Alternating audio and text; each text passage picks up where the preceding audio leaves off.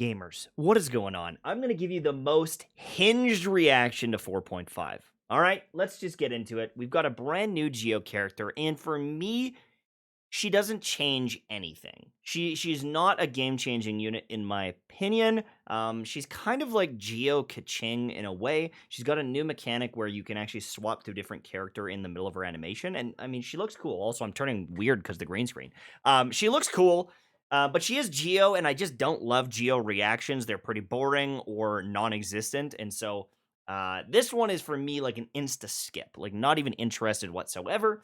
Looking at her passives and looking at her kit, she doesn't really bring anything to the game that's like a must or that interesting in my opinion. Navia was way cooler in my opinion. This is a for sure skip for me, especially with the other banners that are coming. The only thing that's different is she has attack and defense scaling. So if you have some trash artifacts that rolled into two different stats, hypothetically, it'll work for her. But I don't love that. I just don't love that. Do you go attack? Do you go defense? Do they scale evenly? I'd have to look into it, but for me, not that interested. However, when a Geo construct exists or is created nearby, she will summon an additional Tomato, which is fine, and she gets a Geo damage bonus, but I just don't think it's that amazing. Like maybe her plus Zhongli is like passable, but I'm not gonna recommend her. As for the patch, it's a lot of just like mini games and things, but I think the most important thing to discuss, because we always know about the mini games, is actually the banners. Because for a lot of players, whether you're new or you're returning, these are important. So for me, as someone who built Arataki Ito, invested into him, he is pretty fun, good unga bunga value. But one thing I noticed with any sort of Geo DPS is in a lot of cases, you want to run almost a mono Geo team to get a lot of the benefits because of defense scaling or whatever it might be. But if you're doing that, then sometimes you're dealing with shields and then you can't deal with the shields the way you need. And I just feel like there are certain situations where mono Geo or Geo DPS units just don't feel as good. They don't feel like, oh, I've unlocked a piece here that's just going to be perfect. When you use a particular element that can deal with the shields, can deal with a certain boss mechanic, it feels like, oh yeah, this is the counter pick. Geo just feels like, unga bunga, go in there and win, and I'm probably not optimal. It's hard for me to recommend either of them. Even though I like Artog Ito and I think he's fun, it's hard to recommend them because it's like, especially when you've got someone like Neuvillette that has power crept 90% of DPS units. He's so dumb because of AoE and just range and just overall damage output. He's such a good unit. I don't even have him on my account, and you don't need him to clear content and clear it easily, but he is crazy. So if you're going to get a DPS unit, it's hard to not recommend Neuvillette over a lot of different people. And then Kazuha is also a insanely good support. He shreds their elemental resistances. He boosts your elemental damage. He's animo. Very, very good unit. He's fun to play. He is one of the best units in the game for value on your account. Would recommend them over pretty much anyone in the game. So there's my take on it. As for this one, see, this is an interesting one because some people are raging about this. Some people are super excited about this. I think it's kind of like, I don't know. I don't think that this is that deep. You can choose a character, and if you don't get the character, you can still lose the 50-50 and get some other characters. But hypothetically, depending on the exact people that are on here, for newer players, there may be a situation where this is just as good as a regular banner where they just have a choice. But I don't think that the value is actually in the 5-star characters. It's more if you were wanting to get weapons. Because with the weapons, it just seems like an upgrade over the normal standard banner. If you're hunting down a particular weapon. So I'm going to give you an example. If you had Kokomi's Donut and then Ayaka's Mistsplitter. One weapon, dog trash, you don't want to get it. Or you could lose the 50-50 and don't get either of them. Or you could get the weapon you want. And you can miss 2 times, and then you get the weapon you want on the regular banner.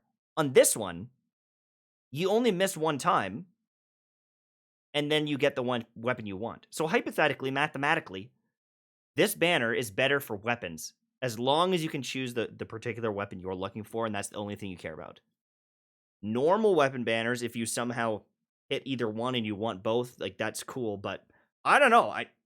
I don't think I'm going to use these banners at all. I don't think I would recommend most people do it unless they have a very clear path of what they want. And do not pull on them unless you have enough to get all the way to pity, because the banner with the weapon, it will like waste your your not your pity, but like if you didn't get the weapon you wanted, you have a limited amount of time to then pull the weapon you did want. And so if you are low on wishes, you are just throwing your currency away. So I don't think it's that deep. I don't think I'll use it. Like, it just gives newer players an opportunity to pick up units. From the past, it might be good. But honestly, as I said before, with power creep, there's some units that I would just never recommend you get anymore because they're trash in comparison to some of the current units.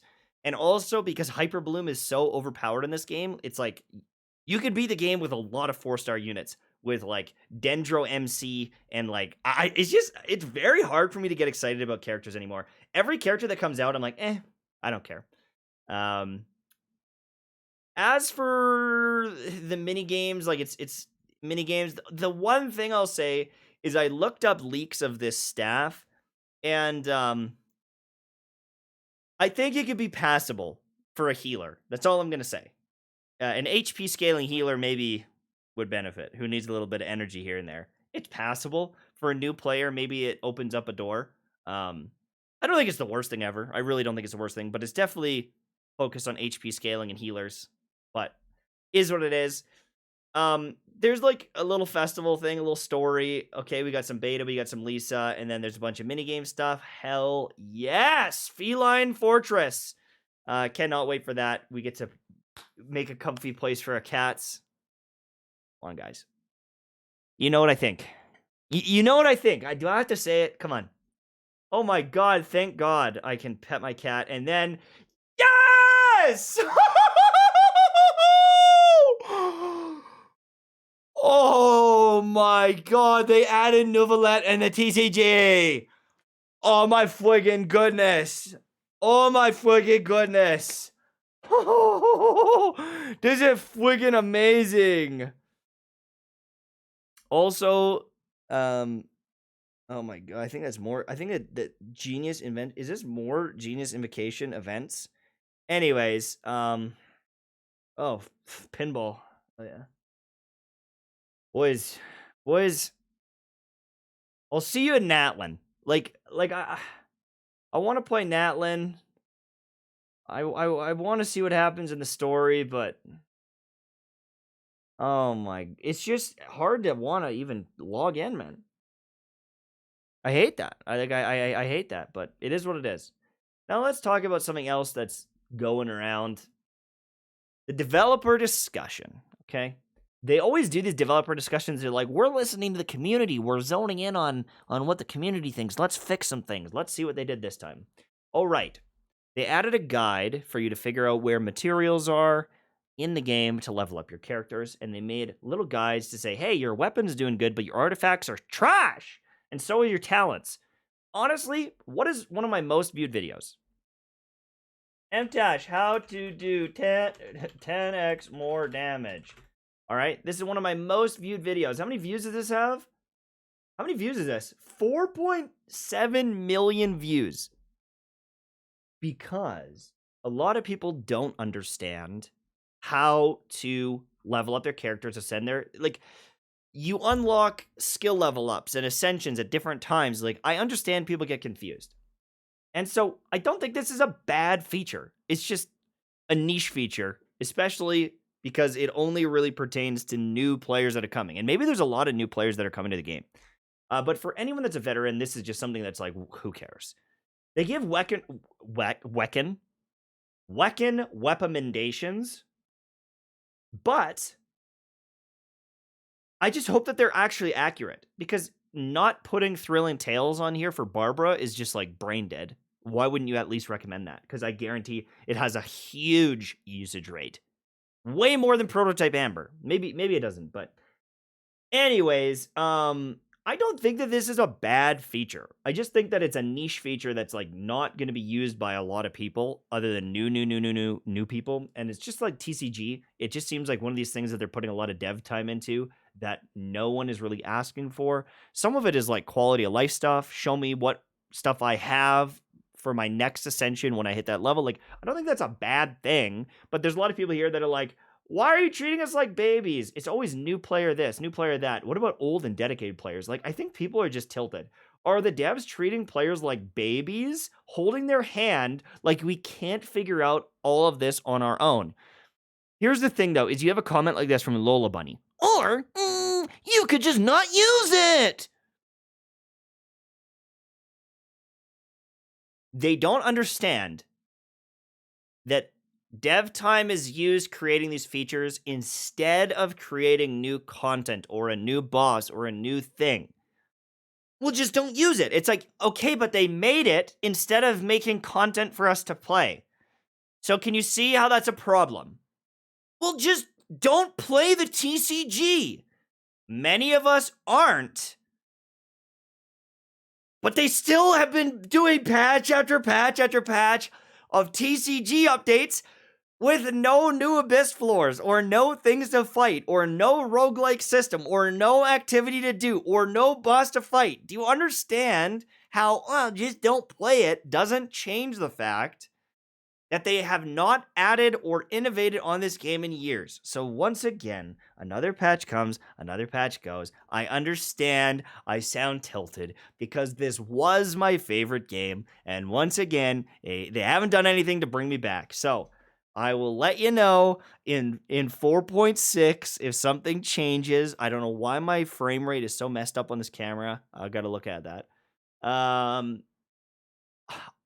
When there's something to do, I'll play it and I'll let you know. But until then,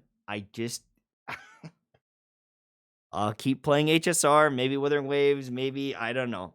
I'll make videos about my soup tier list because I just think that that's more entertaining at this point. So have a good one, boys and ladies and gentlemen and dogs and cats and non-binary and big fat bald tectones.